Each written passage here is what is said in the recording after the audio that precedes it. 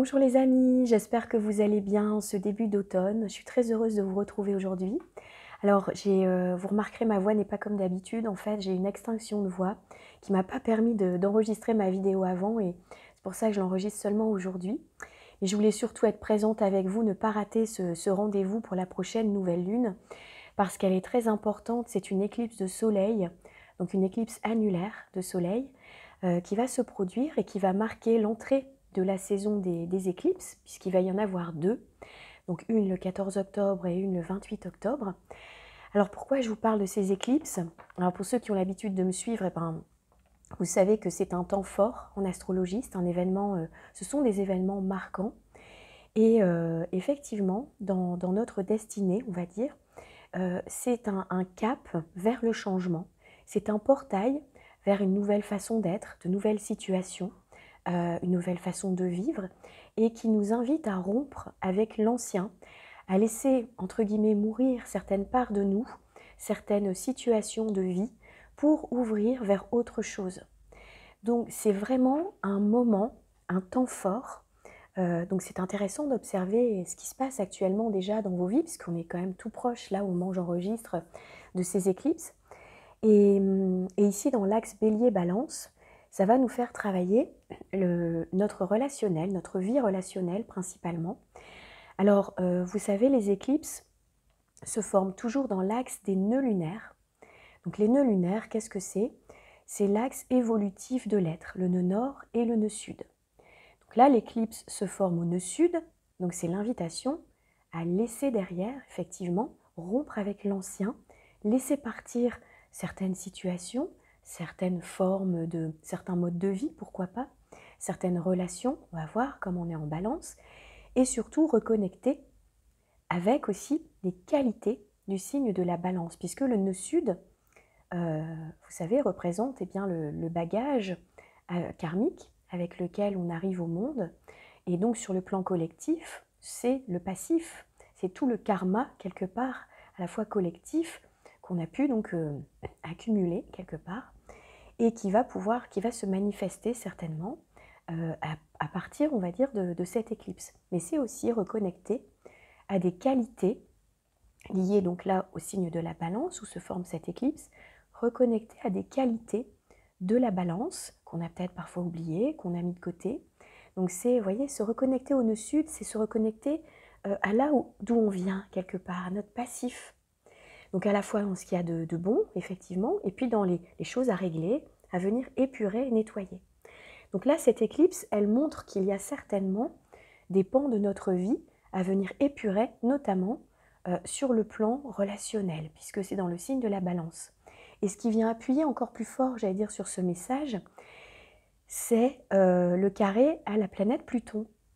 Donc Pluton qui se trouve sur les derniers degrés du signe du Capricorne, il termine son voyage dans ce signe, il le terminera. Donc il entrera en Verseau le 21 janvier 2024. Il fera un petit retour de 2 mois en fin d'année 2024 en Capricorne.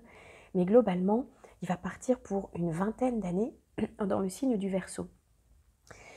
Donc là, Pluton c'est la planète des transformations, la planète de l'évolution, de la régénération, de la destruction et reconstruction. Et quand il est en Capricorne, là, il termine son voyage, en plus sur les derniers degrés. Donc je pense qu'il peut nous livrer des messages importants. Et comme il termine son voyage en carré au nœud lunaire, on va dire quand même, il peut y avoir une évolution à la fois individuelle et collective aussi, assez puissante, assez forte, avec une libération de karma, une transformation importante dans notre vie, dans nos vies en général. Et Pluton, donc il va rentrer en Verseau, comme je vous disais, à partir du 21 janvier prochain. Et là, il reprend son mouvement direct le 11 octobre. Donc au moment de cette nouvelle lune, Pluton sera reparti en mouvement direct. Donc effectivement, ça peut amorcer également des changements, puisque Pluton ne sera plus en mouvement rétrograde, c'est-à-dire plus introverti, il sera dans un mouvement direct. Donc effectivement, ça va être, je crois, un moment assez évolutif, vous voyez, dans les 6 mois qui suivent le temps de ces éclipses, puisque les éclipses portent sur 6 mois, hein, les effets portent sur 6 mois, donc avec un point milieu, 3 mois après, donc ça sera à partir de mi-janvier, fin janvier, donc pile au moment où Pluton reprendra, Pluton pardon, changera de signe. Donc il y a quand même quelque chose là que je perçois d'assez important en termes de changement au niveau des structures de vie, des structures de société. Alors attention, ça ne veut pas dire que notre vie va changer radicalement. Alors ça peut pour certains, sur le plan collectif, il peut y avoir aussi des changements importants, mais globalement c'est aussi ce qu'on attend. C'est-à-dire ce sont des changements dont on a besoin, le tournant qu'on a besoin de prendre dans notre vie, vous voyez. Donc c'est pas quelque chose forcément qu'on subit, c'est vraiment là où c'est important d'insister, c'est que bien souvent on a besoin de faire évoluer les situations. Et là, ça va être possible. Donc par rapport à ce que vous expérimentez dans votre vie, vous voyez, ce que je veux juste dire, c'est que c'est un temps là, les 6 mois qui viennent, qui est vraiment évolutif. Voilà. Donc, alors on a d'ailleurs, je fais une petite parenthèse, on a d'ailleurs expérimenté le carré de Mars à Pluton, là, qui était vraiment à son point le plus précis, lundi 9 octobre. Et d'ailleurs, le week-end qui a précédé, hein, ce carré de Mars à Pluton a apporté justement un conflit. On a vu la pleine lune en bélier en plus, qui est chez Mars, donc le dieu de la guerre, on a vu, qui a eu effectivement des changements qui ont eu lieu sur le plan mondial. Donc je crois que ce passage, ces derniers mots, on va dire, de Pluton dans le signe du Capricorne, peut quand même apporter un lot de modifications et de changements sur le plan collectif. Voilà, donc à observer ce qui se passe, mais je crois qu'on est quand même dans un passage là. Alors, cette nouvelle lune en balance, alors le signe de la balance, là, on est chez Vénus, donc c'est un signe d'air, un signe cardinal, et c'est le signe de la paix, c'est le signe de l'harmonie, de l'équilibre. En tout cas, on recherche, on tend à aller vers cet équilibre. C'est le signe du nous, c'est le signe de la sociabilité, de la délicatesse. La balance, elle est sentimentale, elle est pacifique, elle est sensible. Elle recherche avant tout l'harmonie et la paix en toute chose. Alors, c'est vrai que c'est difficile à voir là, mais effectivement, ça peut être un peu contrarié, cette énergie de la balance, par ce carré à Pluton.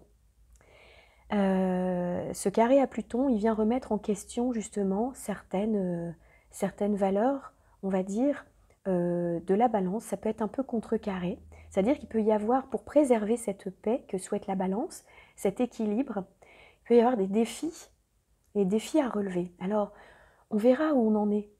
On verra où on en est sur le plan collectif, on verra le niveau de conscience, on verra les évolutions qu'on a eues. De toute façon, ce qui se passe à l'extérieur de nous, hein, dans la vie dans la société, c'est le reflet de ce qu'on est à l'intérieur de nous, chacun d'entre nous, et puis sur le plan collectif. Donc, on verra bien ce qu'on a nourri, on verra bien ce qui va pouvoir se manifester.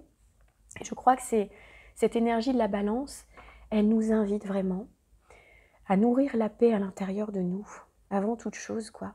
C'est nourrir ce besoin d'harmonie, ce besoin de paix à l'intérieur de nous. Et la paix intérieure, à l'intérieur de chacun de nous, c'est la clé pour l'harmonie à l'extérieur. Alors je sais qu'on entend beaucoup tout ça, mais c'est vrai, donc plus on peut pacifier, j'allais dire, sa vie, son environnement, ses relations, plus ça va pouvoir se manifester également dans le monde. Alors c'est vrai que ce carré à Pluton, il va nous inviter à relever un défi, à transformer, à faire évoluer, à faire mourir et renaître certaines parts de nous. Et voilà, donc c'est l'invitation, vous savez, avec Pluton, à plonger dans nos profondeurs, dans notre psychologie, dans notre vie intérieure, pour comprendre et surtout pour regarder avec lucidité ce qui aujourd'hui a besoin de changer, a besoin de prendre une autre tournure quelque part, de voir ses conditionnements, ses manières de penser, ses modes de vie, ses croyances, qui conditionnent finalement notre vie. Qu'est-ce qu'on peut faire évoluer aujourd'hui dans ces schémas, dans ces patterns, comme on dit, dans ces conditionnements, dans les habitudes de vie, pour être plus heureux, plus épanoui, et puis surtout solder du karma. Alors ça peut être en lien, bien sûr, avec notre vie relationnelle, donc ça peut être avec le conjoint, avec l'autre en général, donc des amis, au travail ou même dans la famille. C'est-à-dire qu'il peut y avoir là des conditions, enfin des questions, des problématiques aussi familiales, entre autres, qui demandent à évoluer, voyez, ou concernant, on va dire, en tout cas, juste la vie personnelle. Donc il est question dans l'axe Bélier-Balance, où se trouvent les nœuds lunaires, il est question de positionnement, souvent. On va voir, je vais vous proposer plusieurs possibilités après, mais je veux dire, c'est juste l'invitation aussi à aller sonder en soi pour trouver les clés et savoir ce qui a besoin d'évoluer dans notre vie. Alors on va voir qu'en plus de Pluton, la nouvelle lune se trouve en lien avec Chiron, le guérisseur blessé du zodiaque. Celui qui détient les clés de guérison et qui peut aussi montrer, réveiller en quelque sorte une forme de blessure pour qu'on puisse la guérir, la transformer. Et avec Chiron, la blessure, elle se trouve dans le signe du Bélier, donc c'est lié à notre identité, à la manière dont on est, dont on se présente au monde, à la manière de nous affirmer, d'être vraiment nous-mêmes, sans masque, avec moins de masque en tout cas. Voyez, être authentique dans la relation à l'autre, s'écouter soi, écouter ses propres besoins et s'affirmer tel qu'on est, s'autoriser à exister tel qu'on est quelque part. Et donc c'est important parce que dans la relation à l'autre, pour qu'elle soit authentique, pour qu'elle soit vraie, pour qu'elle soit saine, c'est important surtout d'être connecté à soi pour savoir ce qui est juste pour soi. Et du coup, si on est équilibré, si on est dans l'amour de soi, dans l'acceptation de soi tel qu'on est, et si on se connaît bien par rapport à ses valeurs, ses convictions, ses besoins, ça facilite énormément et ça permet d'assainir la relation à l'autre également. Alors dans les propositions que je vous suggère au sujet de cette nouvelle lune avec éclipse, donc en balance, l'idée serait de se dire, tiens, qu'est-ce que j'ai besoin de renouveler, de transformer dans ma vie relationnelle? Donc dans ma manière d'être avec les autres, avec l'autre. Quelles croyances, quel conditionnement, quel schéma relationnel j'aurais besoin également de transmuter, de laisser partir pour les remplacer par d'autres qui me rendront plus heureux dans ma vie. Quelle place bien sûr j'accorde à l'autre dans ma vie? Est-ce que j'ai envie d'accueillir quelqu'un dans ma vie? Ou au contraire, est-ce que j'ai besoin de quitter certaines personnes? Retrouver un équilibre, retrouver une harmonie. C'est vraiment, j'allais dire, le message de cette nouvelle lune. Donc là, plus en profondeur, Pluton nous invite à aller voir avec lucidité, bien sûr, quel comportement relationnel, quel type de relation, quelle personne, quelle situation je souhaite transformer dans ma vie. Donc ça peut mettre en lumière, hein. C'est bien sûr, c'est certain, parfois dysfonctionnement, certaines choses qu'on a besoin de faire évoluer pour venir purifier, voyez, venir purifier ça pour une fois pour toutes. Ainsi un schéma répétitif là, c'est la possibilité pour le laisser, pour le transmuter. Donc pour ça, bien, il y a des thérapeutes en libération karmique, bien sûr. Il y a aussi des constellations familiales, par exemple, des cercles de pardon. Il y a beaucoup de choses qui existent, qui sont qui sont très accessibles et qui permettent de faire évoluer, voyez, certaines situations qui sont parfois très pesantes, qui font mal, qui sont toxiques, qui sont difficiles pour certains. Donc après, qu'est-ce qu'on veut voir changer aussi dans sa vie amicale, amoureuse, hein, bien sûr, ça c'est important, on peut prendre un nouveau départ. Pour certaines personnes, il peut y avoir une nouvelle relation, quelque chose de très beau qui s'invite, et souvent peut-être avec quelqu'un, justement une relation, on va dire, d'âme, puisque Pluton est quand même là, puis on est dans l'axe des nœuds lunaires, en balance, donc des connexions d'âme très fortes qui peuvent se produire là, vraiment, avec des beaux partages. Donc ça, c'est magnifique, hein, c'est vraiment... Alors pour les personnes donc, qui sont célibataires, comme je vous disais, c'est possible de faire des rencontres, une rencontre. Quand on est en couple, peut-être c'est le moment de mettre à plat les choses qui dysfonctionnent potentiellement ou qu'on a besoin de faire évoluer parce qu'il y a beaucoup d'amour et puis il y a parfois des choses à réajuster, un équilibre à trouver. Donc dans ce cas-là, c'est vraiment d'être à l'écoute et de pouvoir partager, d'être dans le dialogue. On va voir avec ce Mercure également qui est là, présent, très fort dans cette nouvelle lune. Donc parler de ses besoins, exprimer ses propres besoins pour justement être compris par l'autre et écouter les besoins de l'autre également pour essayer de trouver un compromis, de trouver une entente ensemble, voyez. Également, donc de rééquilibrer les choses. Alors parfois, pour certaines personnes, hein, je dis bien pas pour tout le monde, pour certaines personnes, il peut y avoir aussi des séparations parce que c'est plus possible de vivre ensemble et on ne trouve pas l'harmonie, on se perd dans la relation. Parce qu'en balance, parfois, ça montre des schémas où on n'est plus soi-même, on a besoin de se retrouver soi. Et donc l'idée, c'est de se dire, bah voilà, je m'y retrouve plus dans cette relation à l'autre, j'ai vraiment besoin de me recentrer, d'être seule avec moi et de quitter cette relation où je partage plus les mêmes valeurs, je partage plus la spiritualité ou d'autres sujets ou autre chose, les projets. Donc là, parfois, on a besoin de mettre de la distance pour transformer sa vie et être plus en lien, plus aligné avec qui on est vraiment dans notre être, voyez.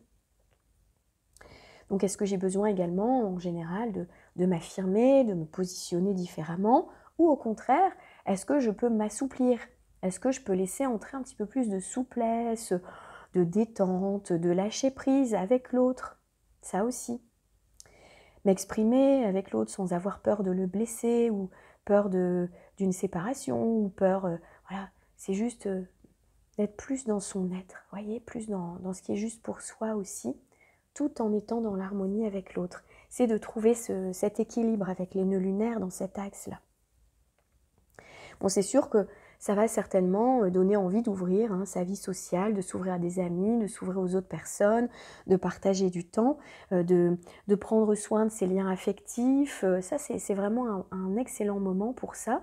Et donc, ça va porter, bien évidemment, sur les 6 mois qui viennent. Mercure, lui, en balance, il est très à l'aise parce qu'il parle facilement, il est doué pour les relations, la diplomatie, il partage, il échange, il a des discussions. Donc potentiellement, il y a quand même quelque chose d'important là dans le fait de verbaliser, de communiquer, d'échanger avec les autres pour pouvoir faire évoluer les situations. Et la vie sociale et relationnelle, elle va prendre de l'ampleur au moment de cette nouvelle lune. Alors on peut parler surtout des liens affectifs, de l'amour, on peut certains faire des déclarations, on peut tomber sous le charme de quelqu'un, enfin, et voilà, donc ça, tout dépend effectivement de ce que vous vivez, mais c'est un Mercure qui a besoin également de trouver des compromis, une alliance, de la conciliation, de la médiation. C'est un excellent médiateur. Donc quand il y a par exemple un conflit avec quelqu'un, quand il y a quelque chose de difficile sur le plan relationnel, Mercure, avec sa diplomatie, son tact, il facilite, il met l'autre à l'aise, il arrive à créer un dialogue dans la paix et l'harmonie. Alors, on va voir que Mercure il est déjà un peu en carré avec Pluton, mais pas tout à fait, c'est encore un peu loin. Mais une semaine après la nouvelle lune, autour du 21-22 octobre, Mercure sera précisément en carré à Pluton. Alors là, c'est l'idée, c'est que ça peut aider à débloquer, à transformer des situations qui connaîtraient justement une stagnation ou un obstacle. Mais c'est vrai que donc, ça permet de créer le dialogue, d'entrer en profondeur dans un dialogue.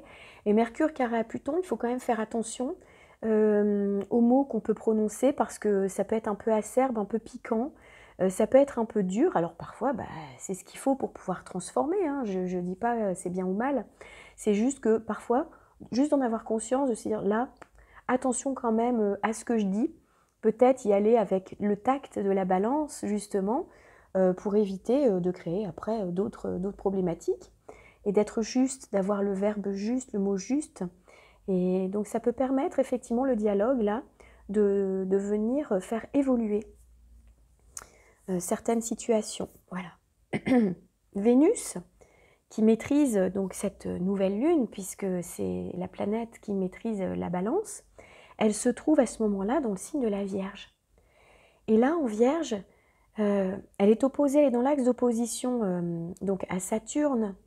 Donc c'est une Vénus qui a du discernement.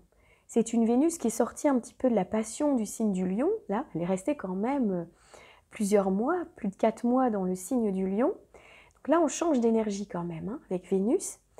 Et elle est assez rationnelle, surtout en opposition à Saturne. Elle a besoin de poser les choses, de réfléchir, de faire le bilan. Elle fait le tri entre ce qu'on appelle le bon grain et l'ivraie, c'est-à-dire qu'elle est vraiment capable de savoir prendre conscience, nettoyer, purifier, faire le tri entre ce qui est juste pour elle et ce qui l'est pas. Donc, elle va prendre le temps, en opposition à Saturne, elle va y aller étape par étape pour comment dire, prendre les décisions qui ont besoin de se manifester. Alors, c'est une Vénus qui parfois peut se sentir un petit peu dévalorisée. En opposition à Saturne, on peut expérimenter un petit peu plus de solitude, un peu plus, pourquoi pas aussi, de manque de confiance, de manque d'estime de soi. Alors voilà, c'est juste un passage. Vénus, elle va avancer après, elle sera plus en opposition à Saturne. Mais si vous doutez un peu de vous, s'il y a des peurs aussi, possiblement, c'est vraiment de dire ça ne m'appartient pas, j'observe, être le témoin de ce qu'il y a sans le prendre forcément pour soi, sans se laisser dévaloriser également par l'autre. Et justement faire le tri entre les relations qui nous permettent d'être dans l'estime de soi, dans la valorisation et éviter d'accepter dans son cercle relationnel aussi des personnes qui pourraient être dévalorisantes. Voilà, tout simplement. Alors pour terminer cette vidéo, j'ai envie de vous parler d'une pierre pour nous accompagner dans ces transformations, dans ces temps d'éclipse. Donc c'est la labradorite, vous voyez. Alors j'en ai une grande moi ici, hein, elle est très très belle. C'est la pierre des thérapeutes. Donc je l'ai toujours bien sûr sur mon bureau, hein, comme j'accompagne beaucoup de personnes. Et on peut la trouver aussi en version petite pierre roulée, ou voilà, donc à transporter plus facilement. Donc c'est une pierre qui est très puissante. Alors je vais vous lire son message de mon livre, le livre que j'aime bien, pas le mien, hein, c'est pas moi qui l'ai écrit, 70 pierres pour retrouver l'harmonie. Alors la labradorite apparaît dans votre vie lorsque vous êtes à l'aube d'une grande transformation, prête à entamer un nouveau chapitre de vie. Pierre du thérapeute, elle vous protège des énergies indésirables sans couper votre connexion émotionnelle aux autres. Elle dissout vos peurs et insécurités en vous rappelant que vous trouverez toujours des ressources en vous pour vous en sortir. Elle vous protège également des énergies vampires, des énergies de ceux qui se projettent sur vous, afin de vous sentir protégé et capable de vous exposer sans crainte. Donc, les mots-clés, c'est l'intuition, la connexion, la protection. Et donc, elle se purifie avec de l'eau ou de la fumigation également. Et la symbolique de l'oracle de la pierre, c'est accepter de mourir à certaines parties de vous pour muer et vous transformer. Voilà.